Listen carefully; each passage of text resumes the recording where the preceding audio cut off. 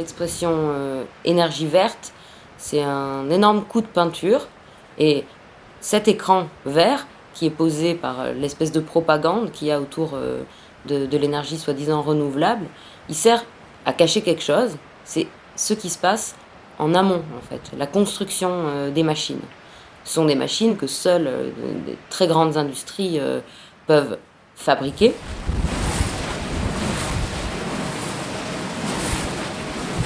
Leur mode de fabrication est similaire à n'importe quelle autre grosse machine industrielle géante, c'est-à-dire qu'il est polluant et qu'il exploite des personnes, naturellement. Alors, une éolienne, c'est une machine quand même assez complexe et qui contient des métaux, comme le cuivre, par exemple. Donc le cuivre, il en faut énormément pour une éolienne.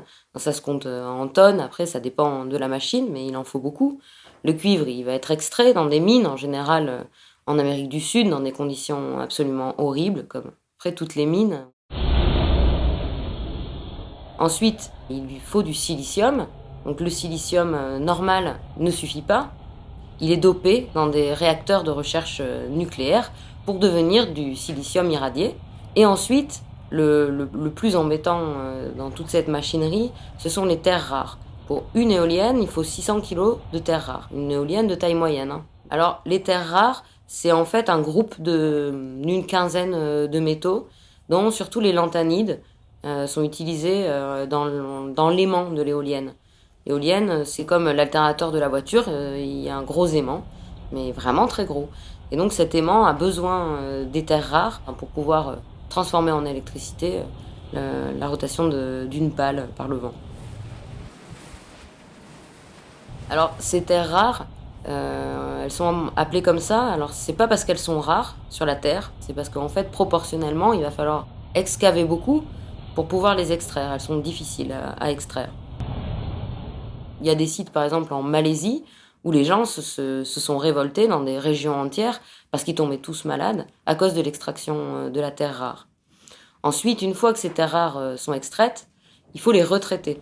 Elles sont amenées, alors notamment, la plus grosse usine mondiale de raffinage de terres rares, elle se trouve en Chine, en Mongolie inférieure, donc au nord de la Chine, dans une ville qui s'appelle Baotou et qui vit vraiment, entre autres, de l'extraction du raffinage des terres rares.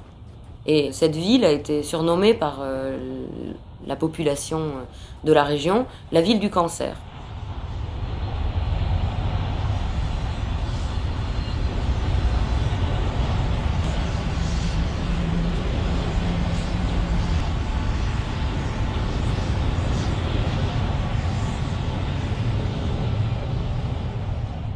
Voilà comment on fait les éoliennes. Voilà comment des gens meurent pour qu'ensuite il y ait une propagande ici en Occident qui dise voilà une énergie verte, voilà l'avenir de l'écologie. C'est ça qui nous vendent. C'est quelque chose qui tue des gens à l'autre bout de la planète et d'une manière atroce. Mais miraculeusement, ça passe les frontières et ça devient écologique.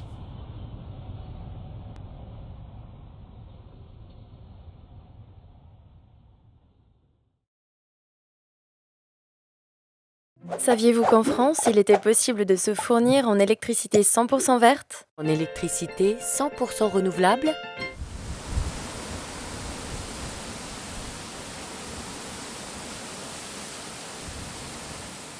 On a essayé de faire avec des gens de la Massad une enquête sur qui étaient les promoteurs en Aveyron.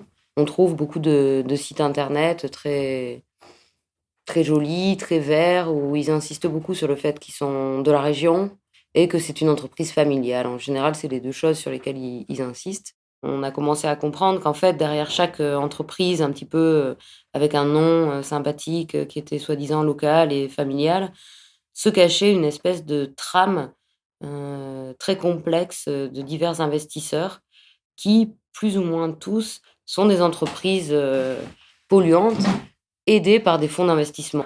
C'est-à-dire qu'ils auraient pu très bien faire les éoliennes sous leur nom premier, les éoliennes de Caterpillar ou de Total ou d'Areva ou de même Coca-Cola. Ils investissent dans l'éolien. En fait, évidemment, c'est un choix stratégique et politique de préférer s'appeler Saméol Sud-Ouest plutôt que que Caterpillar qui renvoie à une image voilà, très négative avec des gens qui meurent dans les mines et des moteurs diesel.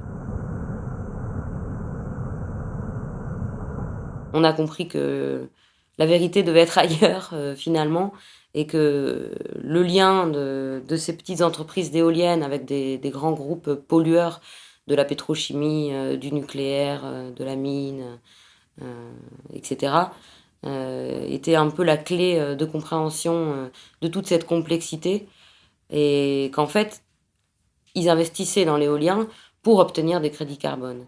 Si on veut, la logique des crédits carbone, c'est de faire croire que si tu émets trop de gaz à effet de serre, à ce moment-là, tu vas être taxé. Pour donner un exemple, si ma société, Malherbe, avec ses camions, rejette, je vais dire un chiffre au hasard évidemment, 10 tonnes de CO2 dans l'atmosphère par an. Par l'intermédiaire du protocole de Kyoto, il va lui être demandé de ne rejeter plus que 9 tonnes l'année prochaine. Et à partir de ce moment-là, elle a le choix. Soit elle réduit sa flotte de camions pour arriver aux 9 tonnes qui lui sont demandées, soit elle achète des crédits carbone pour compenser cette tonne qui est en trop par rapport à ce nouveau quota. Ce qui a été créé en même temps à la suite de Kyoto, c'est une bourse au carbone. Et donc ça crée une espèce de monnaie un petit peu virtuelle, un petit peu étrange. Il y a même plusieurs bourses concernant le carbone. Ces crédits carbone, ils peuvent les acheter, mais aussi ils peuvent les créer. Par exemple, en faisant un parc éolien ou un parc de panneaux solaires, ils gagnent des crédits carbone automatiquement. Donc évidemment, pour eux, il est beaucoup plus simple de monter une filiale, une société écran, et de produire eux-mêmes ces crédits carbone pour pouvoir continuer à polluer.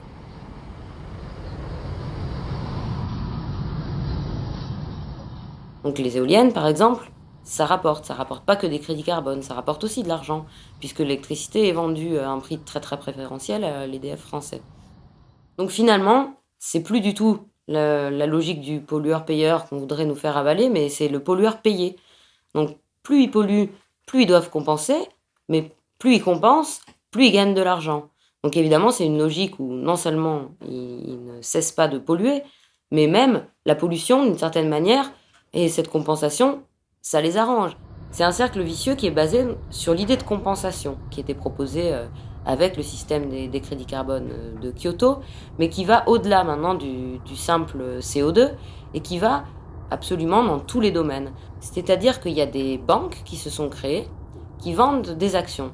Alors, si une entreprise détruit une forêt, par exemple, où vivaient des chimpanzés, une forêt où il y avait des sources d'eau potable, eh bien, pour compenser, elle va acheter des actions chimpanzés et des actions sources d'eau potable. Et à ce moment-là, on considérera que c'est bon, elle a le droit de tout détruire, elle a le droit de polluer, elle a acheté des actions. Alors, ces actions, n'importe qui peut également en acheter, et en plus, on voudrait en vendre aux gens en leur disant que c'est une bonne action, en leur disant que grâce à ça, ils vont sauver la nature, que s'ils achètent des actions ours polaires, eh ben, ils vont aider l'association qui cherche à faire survivre les ours polaires. Donc c'est une logique qui est basée, comme toute l'économie actuelle, sur la rareté.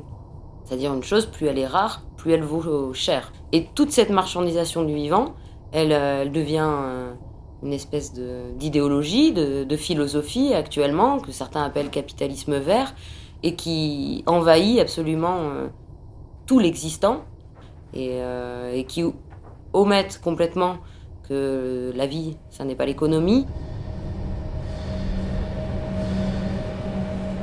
Si par exemple, ils nous disent ici, bon d'accord, vous êtes attaché à votre territoire, ça vous fait un petit peu de peine qu'il y ait des éoliennes, etc. Combien? De notre paysage, on transforme tes pylônes et tes crédits carbone seront balayés bien loin de nos contrées. Allez, allez, allez, allez, allez.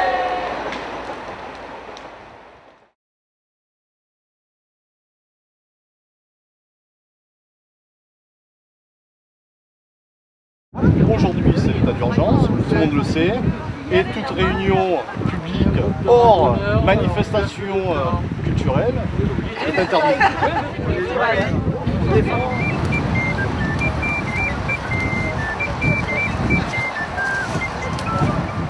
Mais au total, si vous voulez, il y a 85 éoliennes dans le secteur qui vont être installées. Et c'est contre ça qu'on se bat, avec tous les collègues qui sont venus de Saint-Victor, qui eux ont un gros problème sur l'installation d'un super transformateur. Le critère de docilité des territoires est fortement mis en avant dans les critères de choix des régions, des investisseurs.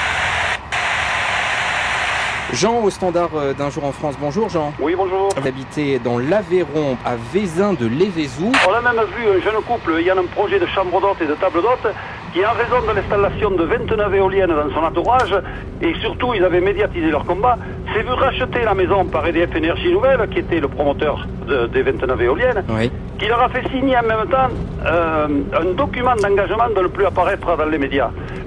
Toutes les études d'impact, tous les sondages dont on parlait tout à l'heure sont payés par les promoteurs.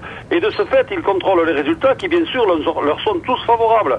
Ils nous ont montré des photomontages d'éoliennes pas plus hautes que les arbres, ils affichent qu'on ne les verra pas de tel amont, mais la réalité est autre.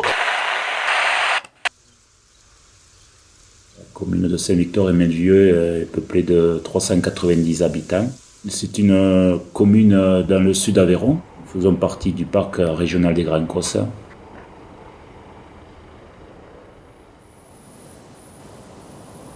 Il existe déjà un transformateur à Melvieux et RTE veut en implanter un second pour pouvoir faire transiter encore plus d'électricité. Il y a 14 lignes haute tension et très haute tension qui convergent vers le transformateur de Melvieux.